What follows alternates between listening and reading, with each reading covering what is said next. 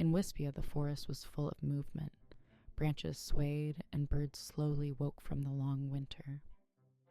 On a very low branch, almost touching the ground, a young little bird watched everything in silence. He moved his wings, but didn't dare to use them. "It's a good day to try," his mother said calmly. The little bird looked down. Beneath the branch, there was only soft grass and dry leaves. "What if I fall?" he asked.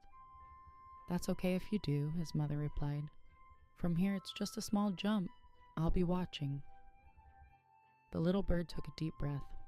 He closed his eye and let himself go. He glided for just a moment and landed gently on another branch, very close by. He opened his eyes in surprise.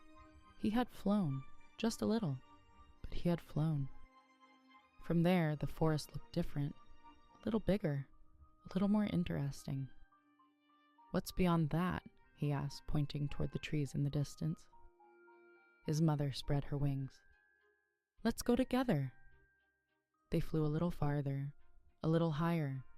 The air didn't feel so scary anymore. Back on a safe branch, the little bird looked in the sky. This time, he didn't wait. He jumped again. He flew higher than before. The forest opened beneath his wings. He saw a shining lake. He saw gentle hills beyond the trees.